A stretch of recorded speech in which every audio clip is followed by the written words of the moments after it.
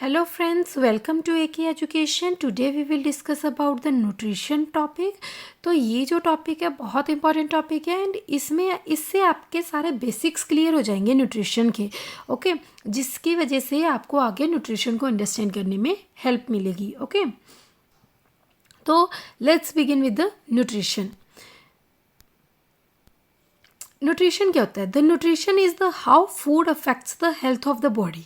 ठीक है, न्यूट्रिशन क्या होता है? जो कि हमारी बॉडी को कैसे एक फूड जो हम खाते हैं वो कैसे हमारी हेल्थ को इफ़ेक्ट करता है. ओके फूड जो है वो माइक्रो न्यूट्रिएंट्स का बना होता है जैसे कि प्रोटीन्स, कार्बोहाइड्रेट्स एंड फैट्स का, एंड सम मैक्रो न्यूट्रिएंट्स का भी बना होता है जैसे कि विटामिन एंड मिनरल्स का.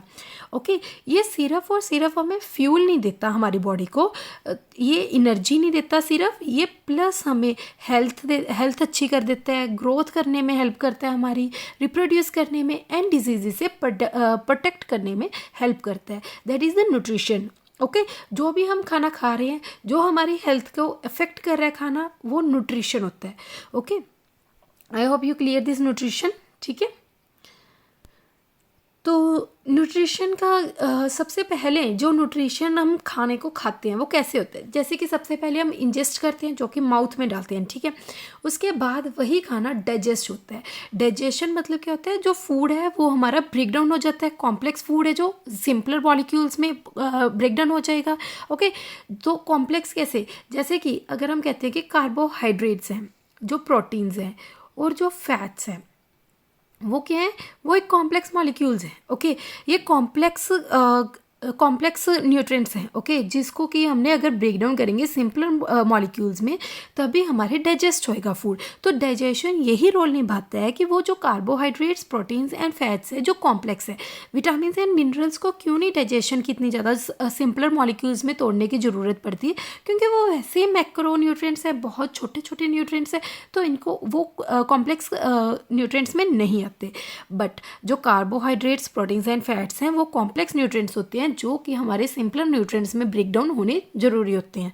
ओके उसके बाद जो थर्ड स्टेप आता है वो हमारे पास एब्जॉर्प्शन का आता है. एब्जॉर्प्शन क्या करता है? डाइजेस्ट करता है सिस्टम में. ओके जो डाइजेस्टिव सिस्टम में हमारा डाइजेस्ट हो रहा है food, that is the absorption. उसके बाद असिमिलेशन होता है. असिमिलेशन क्या करता है? जहाँ तक हमारे फूड को पहुँचना होता है, जो टारगेट एरिया होता है जहाँ तक हमारे फूड को पहुँचना होता है वहाँ पर असिमिलेशन के थ्रू पहुँच जाता है. Okay next step is the biosynthesis. Biosynthesis क्या करता है? कॉम्प्लेक्स से सिंपलर मॉलिक्यूल्स में कन्वर्ट कर देता है. एंड कैटाबॉलिज्म, कैटा का मतलब क्या होता है? ब्रेक डाउन करना. एंड एनाबॉलिज्म, देखो जो मेटाबॉलिज्म होते हैं ना, मेटाबॉलिज्म के 2 पार्ट्स होते हैं. ओके मेटाबॉलिज्म के 2 पार्ट्स होते हैं, एक कैटाबॉलिज्म एंड एक एनाबॉलिज्म. ओके तो जो कैटा होता है उसका मतलब क्या होता है? ब्रेक डाउन करना. एंड जो एनाबॉलिज्म होता है उसका मतलब क्या होता है? कंबाइन करना. ओके यहाँ पर आकर क्या हो जाता है? न्यूट्रिशन को ब्रेक डाउन कर दिया जाता है एंड उसके बाद एक्सक्रीशन कर दी जाती है. एक्सक्रीशन मतलब बाहर निकल जाना खाने का. Okay this is the steps of the food जो हमारी बॉडी में जैसे चलते हैं. ओके इसकी हिरार्की याद कर लेना, कभी कभी आ जाती है एग्जाम में. Okay now let's begin with the digestion. जैसे कि हमने सबसे पहले पढ़ ही लिया कि इंजेक्शन जो माउथ में अभी जा रहा है खाना, फिर डाइजेशन कैसे होएगा? जो डाइजेशन होता है वो हमारा थ्रू द माउथ होता है. सबसे पहले क्या होता है? एक माउथ होता है. डाइजेशन सबसे पहले होता क्या है? एक कॉम्प्लेक्स मॉलिक्यूल को एक सिंपलर मॉलिक्यूल में ब्रेक डाउन करना. ठीक है हम जो कॉम्प्लेक्स कार्बोहाइड्रेट्स हैं, जो फैट्स हैं, प्रोटीन्स हैं, उनको डायरेक्टली एब्सॉर्ब नहीं कर सकते, हमें उनको सिंपलर मॉलिक्यूल्स में कन्वर्ट करना पड़ेगा. उसके बाद ही वो डाइजेस्ट होंगे हमारी बॉडी में. Okay I hope you clear all this points. Okay तो आगे हम समझते हैं कि माउथ सबसे पहले क्या होता है? माउथ में जाता है. माउथ के 2 डाइजेशन सिस्टम्स होते हैं, एक मैकेनिकल डाइजेशन होता है, एक केमिकल डाइजेशन होता है. मैकेनिकल डाइजेशन कैसे होता है? जैसे कि टीथ, जब हमारे टीथ हैं जो वो मैकेनिकली वर्क कर रहे हैं. ओके खाने को स्वेलो करने के लिए एंड टेस्ट करने के लिए काम आते हैं, तो वो मैकेनिकल डाइजेशन करते हैं. एंड जो सलाइवा है, सलाइवा हमारी केमिकल डाइजेशन करता है. सलाइवा केमिकल डाइजेशन कैसे करता है? जो हमारे माउथ में सलाइवरी ग्लैंड्स होते हैं. ओके तो उसके अंदर ही सलाइवा होता है. ठीक है सलाइवा क्या करता है? फूड को लुब्रिकेट करने में हेल्प करता है. ओके तो उसकी वजह से उसमें कौन से एंजाइम्स होते हैं? वो होते हैं सलाइवरी अमाइलेज या पेटाइलिन. ओके ये 2 एंजाइम्स हैं जो हमारे सलाइवा में हमें मिलते हैं, सलाइवरी अमाइलेज एंड पेटाइलिन. ओके तो जो एंजाइम्स का रोल क्या होता है, वो कॉम्प्लेक्स मॉलिक्यूल्स को तोड़ने में काम आते हैं, हमारे जो न्यूट्रिएंट्स होते हैं उनको तोड़ने में काम आते हैं। तो जो एंजाइम्स हैं, सलाइवरी अमाइलेज हमारे पास एंजाइम होता है, तो वो क्या करते हैं, वो कार्बोहाइड्रेट्स को ब्रेक डाउन करने में एंड डाइजेस्ट करने में हेल्प करते हैं। Okay, I hope you are clear. जब वो स्टार्च, हमारा जो कार्बोहाइड्रेट्स, स्टार्च जो होते हैं वो कार्बोहाइड्रेट्स होते हैं जो कि शुगर होती है। ओके, ये शुगर होती है। ओके तो इसमें क्या होता है कि जब ये कार्बोहाइड्रेट्स, जो स्टार्च है, वो हमारा ब्रेक डाउन होता है तो वो डेक्स्ट्रिन में बन जाता है। डेक्स्ट्रिन क्या है, एक पॉलीसेक्राइड है। जब वो छोटे छोटे ग्लूकोज के बहुत सारे small chain of the glucose में वो कन्वर्ट हो जाता है तो वो आगे ग्लूकोज बन जाता है, जो कि हमारी बॉडी डाइजेस्ट क्या करती है, वो ग्लूकोज को डाइजेस्ट करती है। ओके तो एक चीज़ क्या समझिए आप कि जो माउथ में क्या होता है, माउथ में हमारे कार्बोहाइड्रेट्स डाइजेस्ट होने शुरू हो जाते हैं, वो माउथ से ही शुरुआत हो जाती है। ओके तो कौन से सेल एंजाइम के थ्रू होते हैं, हमारे जो कार्बोहाइड्रेट्स को तोड़ने के लिए अमाइलेज एंड पेटाइलिन होते हैं एंजाइम्स। ओके तो वो क्या करते हैं, वो स्टार्च को आगे डेक्स्ट्रिन में कन्वर्ट कर देते हैं। डेक्स्ट्रिन एक छोटी सी बहुत सारी चेन्स होती हैं ग्लूकोज की, जो कि आगे ग्लूकोज में कन्वर्ट कर देता है। तो ग्लूकोज को ही हमारी जो बॉडी है वो डाइजेस्ट कर सकती है। That is the system of the mouth. Okay तो ऐसे माउथ के थ्रू डाइजेशन होती है। ओके यहाँ पे हम कार्बोहाइड्रेट्स को डाइजेस्ट करते हैं। तो आगे क्या होता है, फिर हमारे पास स्टमक आ जाता है। स्टमक को हम क्या कहते हैं, गैस्ट्रम भी कहते हैं। इसको गैस्ट्रिक जूसेस, हमारे स्टमक के अंदर एक गैस्ट्रिक जूसेस होते हैं। ठीक है, तो इसमें क्या होता है, सबसे पहले हमारे पास हाइड्रोक्लोरिक एसिड होता है। हमारी जो स्टमक होता है वो एसिडिक मीडियम में होता है। ओके कौन से मीडियम में होता है, वो एसिडिक मीडियम में होता है। इस चीज़ को याद रखना, जो हमारे स्टमक होता है वो एसिडिक मीडियम में होता है। तो मतलब क्या होता है कि वहाँ पे HCl एसिड डाला जाता है। ओके हमें मिलता है वहाँ पे HCl एसिड प्रेजेंट होता है already in the stomach. Okay तो क्या होता है कि जो पेप्सिनोजेंस हैं वो एक इनएक्टिव फॉर्म है एंजाइम्स की। ठीक है, वो क्या होते हैं, हमारे जब एसिड्स के साथ मिलते हैं तो वो उसके बाद पेप्सिन में कन्वर्ट हो जाते हैं। पेप्सिन एक ऐसा एंजाइम है जो कि प्रोटीन्स को डाइजेस्ट करने में हेल्प करता है। जैसे कि हमारे इसमें क्या था, अमाइलेज एक ऐसा एंजाइम था जो कि कार्बोहाइड्रेट्स को डाइजेस्ट करने में हेल्प कर रहा था। यहाँ पर पेप्सिन ऐसा एंजाइम है, स्टमक में आकर जो प्रोटीन्स है वो डाइजेस्ट होने शुरू हो जाते हैं थ्रू द पेप्सिन एंजाइम के थ्रू, जो कि हमारे प्रोटीन्स को डाइजेस्ट करने में हेल्प करते हैं। एंड उसके बाद जो प्रोटीन्स को वो डाइजेस्ट पेप्सिन्स के थ्रू, आगे क्या होता है, उसके बाद फूड प्रोटीन्स हमारे डाइजेस्ट होने शुरू होते हैं। तो जो फूड प्रोटीन्स होते हैं वो आगे टूट कर क्या बन जाते हैं, प्रोटेसिस एंड पेप्टोन्स। जैसे कि इसमें डेक्स्ट्रिन्स बन जाते हैं, वैसे ही हमारे जो प्रोटीन्स होते हैं वो जब आगे टूटते हैं तो वो प्रोटेसिस एंड पेप्टॉन्स बन जाते हैं। Okay I hope you all clear this point कि जो स्टमक होता है वो एसिडिक मीडियम का होता है एंड उसमें हाइड्रोक्लोरिक एसिड ऑलरेडी प्रेजेंट होता है। हमारे पास जो वहाँ पे पेप्सिन एंजाइम्स होते हैं जो कि प्रोटीन्स को ब्रेक डाउन करते हैं, एंड प्रोटीन्स जब ब्रेक डाउन होते हैं और ज़्यादा छोटे सिंपलर मॉलिक्यूल्स में कन्वर्ट होने के लिए वो प्रोटेसिस एंड पेप्टॉन्स बन जाते हैं।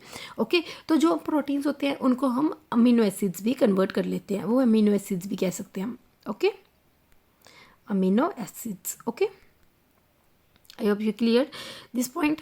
ओके तो एक होता है हमारे पास स्टमक में रेनिन एंजाइम। ये जो रेनिन एंजाइम है ये क्या करता है, ये मिल्क प्रोटीन में डाला जाता है। मिल्क प्रोटीन कौन सा होता है, casein is the milk protein. ठीक है, उसमें कौन सा एंजाइम डाला जाता है, एंजाइम होता है रेनिन एंजाइम है, जो कि मिल्क प्रोटीन में हेल्प करता है, मिल्क प्रोटीन को डाइजेस्ट करने में हेल्प करता है।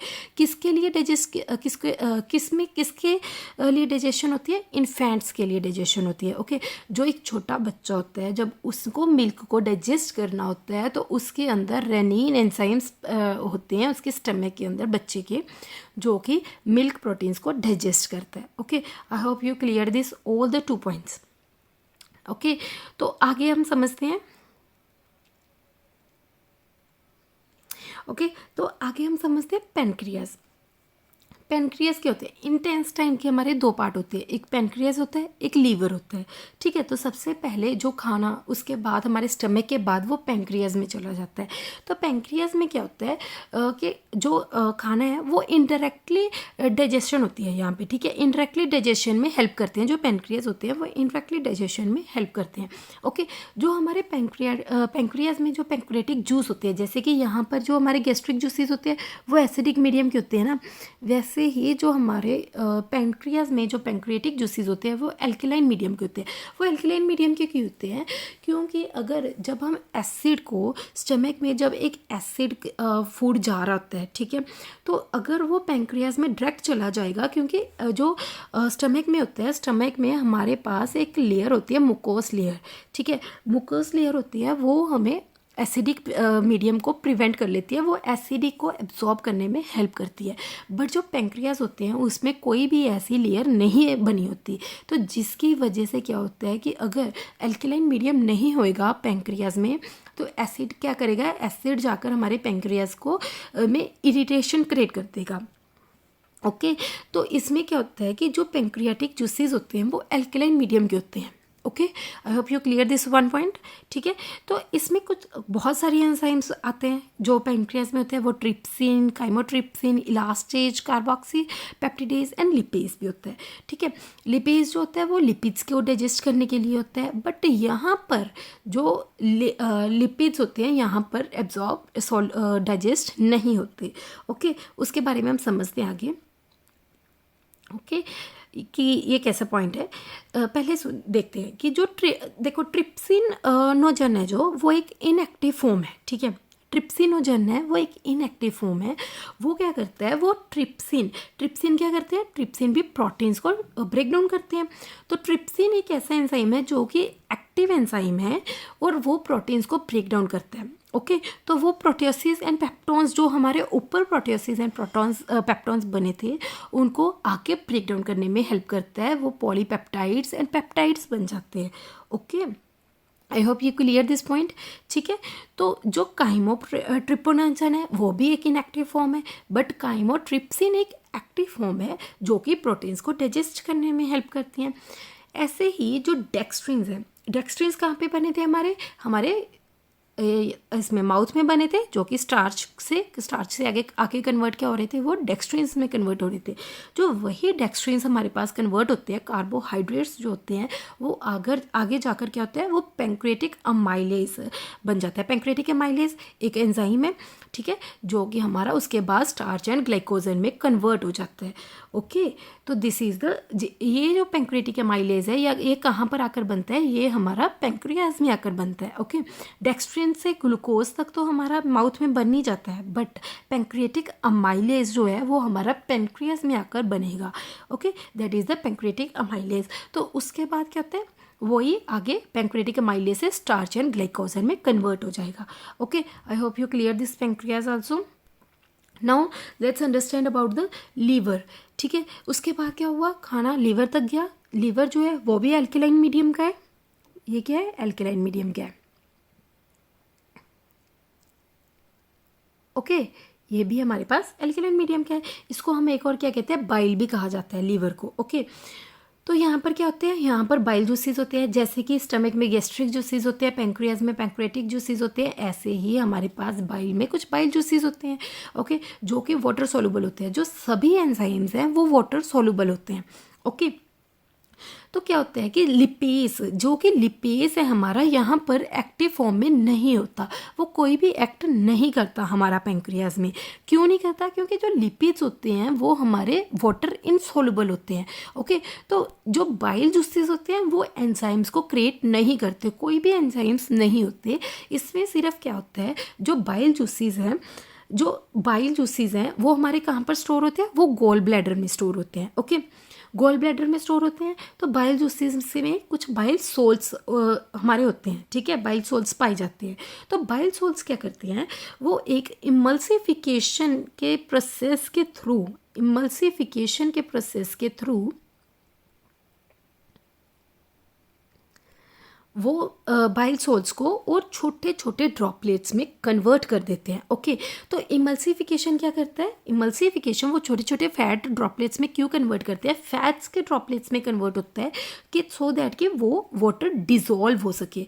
सारे जो हमारे फैट्स हैं वो इजीली डाइजेस्ट नहीं होते, उनको डाइजेस्ट करने के लिए इमल्सिफिकेशन प्रोसेस को यूज़ किया जाता है। ओके, तो वो हमारा लीवर कर रहा होता है, जो इमल्सिफिकेशन के प्रोसेस के थ्रू छोटे छोटे फैट्स के ड्रॉपलेट्स बना देता है, जिसकी वजह से हमारे पास लिपेज एक्टिव फॉर्म में आ जाता है। ओके, जैसे कि पेंक्रियाज में लिपेज एक्टिव फॉर्म में नहीं होता, क्यों? क्योंकि लिपिड्स जो होते हैं वो वाटर इनसॉल्युबल होते हैं। ओके, जैसे कि हमें पता है कि वो फैट सॉल्युबल विटामिन होते हैं जो लिपिड्स होते हैं, ऐसे ही जो हमारे पास वो फैट सॉल्युबल होते हैं। ओके, तो जो हमारे पास लिपिड्स होते हैं वो इजीली डाइजेस्ट नहीं हो पाते, तो उनको क्या चाहिए होता है, लीवर में हमारे पास वाटर को डिसॉल्व करने के लिए बाइल सोल्ट्स होते हैं। ओके, वो बाइल सोल्ट्स क्या करते हैं, वो इमल्सिफिकेशन प्रोसेस के थ्रू छोटे छोटे फैट्स को ड्रॉपलेट्स में कन्वर्ट कर देते हैं, सो दैट कि ईजिली जो फैट्स हैं हम उनको डाइजेस्ट कर सकें अपने सिस्टम में। ओके, तो इसकी वजह से जो हमारे पास लीवर होता है, लीवर में आकर जो लिपेज होता है वो एक्टिव फॉर्म में आ जाता है। Okay, I hope you clear this point. Lipase क्या है? लिपेज एक लिपिड्स को, फैट्स को डाइजेस्ट करने के लिए एक एंजाइम है जो कि हमारा लीवर में आकर एक्टिव फॉर्म में आता है। Okay, I hope you clear this point. Okay, तो आगे चलते हैं हम। Small intestine. स्मॉल इंटेस्टाइन क्या है? सबसे इंपॉर्टेंट जो सभी का सभी रोल जो निभा रहा है वो स्मॉल इंटेस्टाइन का होता है लास्ट में आकर। ओके, ये क्या करते हैं, कॉम्प्लेक्स मॉलिक्यूल्स को, कॉम्प्लेक्स न्यूट्रिएंट्स को सिंपल न्यूट्रिएंट्स में कन्वर्ट कर देते हैं हमारे। ओके, ओके, तो जो हमारे पास फैट मॉलिक्यूल्स होते हैं, फैट मॉलिक्यूल्स क्या करते हैं, वो हमारे फैटी एसिड या ग्लाइसेरोल होते हैं। ऐसे ही जो स्टार्च होते हैं, जैसे कि हमने पीछे पढ़ा, वो हमारे शुगर मॉलिक्यूल्स या ग्लूकोज होते हैं। जो प्रोटीन्स होते हैं वो हमारे अमाइनो एसिड्स होते हैं। एंड वो सभी के सभी जब इंटेस्टाइन तक पहुंचते हैं तो वो फाइनल डाइजेशन चल रही होती है वहाँ पर, जो कॉम्प्लेक्स न्यूट्रिएंट्स को सिंपल न्यूट्रिएंट्स में ब्रेक डाउन कर देते हैं with the blood stream. Okay, तो इसमें क्या होता है, जो सोडियम बाइकार्बोनेट है एंड सोडियम क्लोराइड है, वो क्या है, एक एल्कलाइन मीडियम है। ओके, तो ये एक एल्कलाइन मीडियम होता है जो स्मॉल इंटेस्टाइन में होता है, जो कि एल्कलाइन मीडियम में होता है। Sodium bicarbonate and sodium chlorides पाए जाते हैं इंटेस्टाइन में। ओके, तो इनमें कौन से एंजाइम्स होते हैं? अगर प्रोटीन्स को डाइजेस्ट करने के लिए जो अमीनो पेप्टिडेसिस होते हैं वो इनएक्टिव फॉर्म में होते हैं एंड पेप्टाइड्स हमारे पास एक एक्टिव फॉर्म में होते हैं। ओके, प्रोटीन्स को और कन्वर्ट करने के लिए हमारे पास डाइपेप्टिडेसिस जो होते हैं वो इनएक्टिव फॉर्म में होते हैं एंड डाइपेप्टाइड्स जो होते हैं वो एक्टिव फॉर्म में होते हैं। ओके, तो सुक्रोज क्या है, हमारे पास कार्बोहाइड्रेट्स हैं। कार्बोहाइड्रेट्स मतलब ये सुक्रोज क्या होती है, एक सिंपल शुगर होती है। ओके, जो कि डाइसेक्राइड्स है। ओके, डाइसेक्राइड्स क्या होते हैं, जो कि ग्लूकोज चेन के छोटे छोटे मॉलिक्यूल्स है, एक चेन होती है। ओके, एंड जो लिपिड्स को ब्रेक डाउन करने के लिए, फैट्स को ब्रेक डाउन करने के लिए फोस्फोलिपिड्स का इस्तेमाल किया जाता है। फोस्फोलिपिड्स एंजाइम्स होते हैं जो कि इनएक्टिव फॉर्म होती है उनके फोस्फोलिपेसेस, एंड एक एक्टिव फॉर्म होती है फोस्फोलिपिड्स। ओके, तो ये सारे एंजाइम्स हैं जो कि स्मॉल इंटेस्टाइन में जो हमारे कॉम्प्लेक्स न्यूट्रिएंट्स हैं उनको ब्रेक डाउन करने में हेल्प करते हैं। Okay, I hope you all clear this all points. जो स्मॉल इंटेस्टाइन है वो हमारे तीनों के तीनों जो फैट्स, प्रोटीन्स एंड कार्बोहाइड्रेट्स है उन तीनों को डाइजेस्ट कर लेती है। एंड उसके बाद जो वेस्ट मटेरियल होता है, कुछ वेस्ट मटेरियल होता है वो लार्ज इंटेस्टाइन के थ्रू बाहर एक्सक्रीट हो जाता है। Okay, I hope you all clear this nutrition part. ये बेसिक था आपका न्यूट्रिशन का, जो कि बहुत इंपॉर्टेंट था, जिसकी वजह से आप आगे का जो सभी लेक्चर्स हैं उसको अच्छे से आप अंडरस्टैंड कर पाओगे। Okay, thank you so much learners, and please like, share and subscribe our channel and press the bell icon for the further notifications, and join our free telegram channel, link given in the description box. Okay, and वहाँ पर आपको सारी free की free PDFs इन सब की provide कर दी जाएंगी। Okay, thank you so much learners.